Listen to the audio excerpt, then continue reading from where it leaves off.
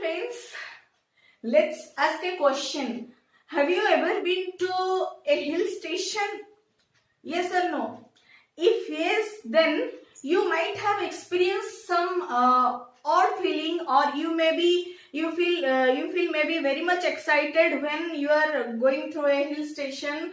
Because of why? Because you are seeing different type of plants and animals there. The climatic condition is generally different from ours. It's the plain climatic condition where we are generally living, and why it is variant. And when you are traveling towards a desert area, why you are also excited by seeing the camels, or by seeing the sand tulips, or those type of structures. Why you are being excited? Because that is also having a different type of climatic conditions. So all these type of climatic conditions are really impacting to our flora and fauna. Yes or no? If yes, then how it is impacting? Today we will come to know in this chapter 9, that is known as your living organisms, its characteristics and habitats. Okay, so this is the chapter 9 of your class 6 science NCERT book. Today we'll have a glance study about it in this part 1. Second chapter will be available in this in the next video. So in this chapter we'll just study about different type of climatic conditions throughout our country in a very few manner, and its varieties of animals and plants according to the climatic conditions. So I am Sutapa. I welcome you all to my channel Learn Narrative by Sutapa. Let's start today's lesson. So the heading itself is clear that your chapter name is living organisms, its characteristics and its habitats. So living organisms, first know what is a living organism. A living organism may be a creature that is in living condition, or that is in a live condition. A live condition means it is taking food, water, or it is moving, or it is taking breath. So all those things generally contains the characteristics of a living creature, that is known as a living organism. So living organisms generally have two types of adjustment capacities. One is acclimatization, and first one is acclimatization, second one is your adaptation. So acclimatization is generally a process where we are adjusting a different type of climate is compared to our native climate, or is compared to our habitat for a short duration of time. Means, make it more clear. Suppose we are going to a hill station, we generally feel uneasy for some times, but after spending 1 or 2 more days or 3 more days, we are being adjusted there. So that for 2 to 3 days of period, we are feeling uneasy. After that time, we can feel easy. We can have our normal life there also. So this is the short duration of time for which we are taking some type of risk, and then we are adjusting there also. So this process is known as acclimatization. But in that period of duration, or in that period of time, we don't change our characteristics. Means naturally whatever the features or characteristics in our body, that doesn't change, that is as it is, but still we are adjusting to a different climatic condition by doing some different activities, and we are able to cope up in that climatic conditions, and then we return back to our native climate. Okay, then what is adaptation?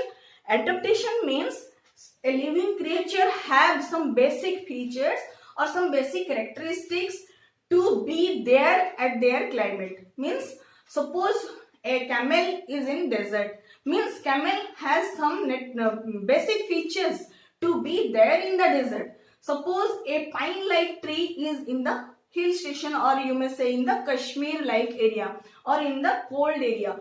So why it is there, why not in the plain area? Because the pine like trees have some basic features to be there in the cold area. That plant cannot survive here, and our plants, whatever we are seeing in the plain area, that cannot survive in that cold area or maybe in the desert area. Okay, so they have some different type of basic features. That's why they are there in the climatic condition, different type of climatic conditions, and the basic features whatever they are having, that's why they are being capable to adjust in their climate. So this process is known as adaptation. Means by some basic features they got naturally to adapt something from the nature is known as adaptation. Adaptation means nothing but the acceptance. They are being able to adjust by the God gifted basic features or basic creatures to them. Okay, so henceforth we will have some examples. By the way, will be more clear. Okay, so don't worry about the definition. It is also written in the book as it is, I have said, but still take more examples to be very clear. So then by adaptations we have our own home. Means suppose we are living in a plain area, means we have adapted to be here in the plain area. Means that plain area becomes our home or habitat. Wherever a person or animal is living for a long duration of time, that becomes their habitat or home. So next comes something about the habitat. So in habitat we generally have two type of component, that is one is biotic, second one is abiotic. So first let's know about the biotic components. Biotic means nothing but the living components whatever we are having in our habitat. Means suppose we are living in a plain area, we have different type of animals, plants all together at our habitat. Means that is the biotic components of our habitat. And whatever we are having as non-living components like rocks, soil, water, sunlight, etc. are known as the abiotic components of our habitat. Okay, so it might be clear, living is biotic, non-living means abiotic. Okay, based on the characteristic of habitat, we have two types of habitats. One is above the land surface, other is beneath the water surface. Okay, so the habitat which is above the land surface is known as the terrestrial habitat, and the habitat which is beneath the water surface is generally known as the aquatic habitat. Okay, so terrestrial habitats, take some examples of terrestrial habitats. That is, forest is a terrestrial habitat, grasslands, then deserts, then coastal areas, then mountain regions. So all these things come under our terrestrial habitat. Then what is aquatic habitat? In aquatic habitat, generally lakes, rivers, ponds, ocean, all these things are coming under a aquatic habitat. Okay, first take the example of a desert. So generally in the case of desert, how means which type of plants we are able to see? Generally in deserts, very less plants are we are able to see, because in desert generally we are having the climatic conditions very harsh, very hot and very windy. In that case, the means the plants of our plain area cannot survive because of very huge transpirational losses of water. So there the plants are generally having spine like structures, means the leaves are not there in their in the case of plants in desert areas, that is modified into thorns or spines, and their stems are generally green in color to generally green in color, and the stems are generally green in color for transpiration, and their roots are very deep inside the soil for the search of water. Okay, so generally very less amount of plants we can see in the desert areas. And in case of animals, generally we can see camels in the desert area, because they have long legs and they can resist the heat or the temperature whatever is radiating back by the land surface. And camels are having camels are generally consuming very less water, that's why they are freely survive in the desert like areas. And what about the other animals surviving there without legs or very small legs? Take an example of rat and snake. They are having burrows and beneath the soil level, and they are generally inside the burrows in the daytime, and when the temperature becomes down or less in the night time, they generally comes out for their food or search of food. Okay. Then comes our grassland type of terrestrial habitat. So in the grassland type of terrestrial habitat, there is plenty of food available, and plenty of animals also available, plenty of plants also available. Means there are so many varieties of plants are there in the grassland areas, and in the grassland areas generally you will be able to see animals like tiger, lion, deer, and etc, etc. Then tiger and lion have some specific features. Deer have some specific feature. Though they all are living in the same grassland, but one is eating the other animal. Means tiger and lion is eating to the deer. Here the deer becomes the prey and the tiger and lion becomes the predator. So tiger and lion generally takes deer as their food, so the deer becomes prey of tiger and lion, who are the predators. Clear? So tiger and lion have some specific features to be the predator. How? Because the tiger and lion have their eyes in front of their face to notice their prey easily and to catch them faster. They run so quickly, they have claws on hunt the prey and to catch them or to eat them. Okay, but in the case of deer, it doesn't have claws like structure in their feet. They have the hoof like structures.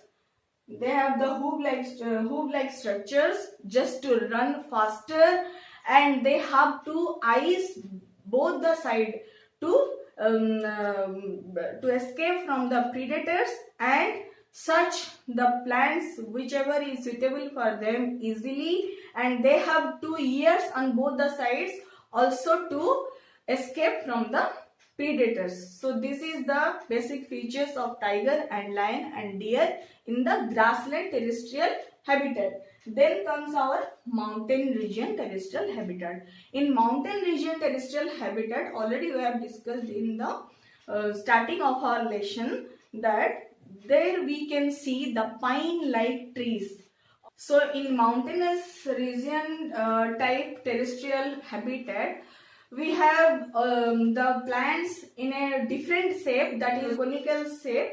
As the climate is very cold and windy, generally there is much more snowfall and rainfall also. That's why they are having their shape as a cone. Okay, why cone like shape is there? Because the snow or the rain, whatever is being falling on the tree, that will straight down to the soil, that doesn't stuck on the surface of the leaf or the surface of the tree. That's why they are having the shape like a cone, and their leaves are generally needle like structures. That's why the snow and the rain doesn't generally stuck to the leaves. They generally fall down straight to the ground. And what about the animals? In animals you will be able to see yak and snow leopard and some goats. Okay, so these are the animals we can see in the hill station or mountainous regions. So how they are surviving there means our cows and buffaloes will not survive there. They are having their basic features. That's why they are having that's why they are surviving there. So what are their basic features? Let's take one by one. Yak is generally having long hair. It makes its body very warm, and it keeps its temperature regulated. That's why it is surviving there. And snow leopard is having also thick fur and thick skin over its body to regulate the temperature or make its body warm and heated all over the day. And towards its feet also, it is having paw-like structures. Okay. Then goats have also strong hooves to run away on the ice plates, and it is also having long hairs and thick skin to survive in the mountainous region. Okay. Then we are having the aquatic habitat. So in aquatic habitat, we have already seen some examples like lakes, rivers, ponds and ocean, etc. Then first we will discuss about the ocean. We will just take two examples, and more we can discuss in our higher classes. So ocean is also an aquatic habitat. In ocean generally we have seen many type of fishes and octopus, squid like animals. Okay. So fishes have streamlined body to swim easily and to survive easily in the ocean, and squids and octopus don't have the streamlined structure body, but when they are swimming they make their body streamlined. Generally they stuck to the floor of the ocean in the search of food, but whenever they require to swim, they set their body in a streamlined manner. Okay. And then they have a basic feature to be in the ocean, that is they have the gills to be oxygenated, means to breathe. Okay. But some other animals also there in the ocean who don't have gills. That take some examples like whale, dolphins. So all these animals don't have gills to breathe, but they have blowholes on their head just to take the oxygen from the air only. So during a regular interval of time, they generally come to the surface of the water, they take the oxygen from the air and they go down beneath the ocean. Okay. Then comes our ponds and lakes like aquatic habitat. So ponds and lakes are generally nearby our areas. So we can see easily what is their means habitat, whoever is there in the ponds and lakes. So in case of ponds, you have generally seen that some leaves and some flowers are floating above the surface of the water, and their stem is generally very long and hollow in structure, and the stem is connected to the root, and root is generally fixed below the fixed to the floor of the pond, just to fix the plant in its position. Okay, not to move here and there. So this is the criteria of plants whichever is present in the pond. And whatever the animal of pond, generally frog like animals are there in the pond, whoever is able to survive both in terrestrial habitat and in aquatic habitat. You have seen, all of you might seen frogs are coming out in the rainy season very frequently, and we can see in the roads and our nearby areas also. So frogs are generally having hind limb very much long, means back legs very much long, and they generally take the help of their hind limb to jump or to leaping forward very fast to catch their prey. Then they are having a webbed feet to swim in the water or to survive easily in the aquatic habitat. Okay, so this is all about the first part. Next part we will discuss the rest of the portion of your 9th chapter. Then we will go to the 10th chapter. So don't forget to subscribe my channel, like, share with your friends. Thank you so much. Keep watching. Bye bye. Namaste.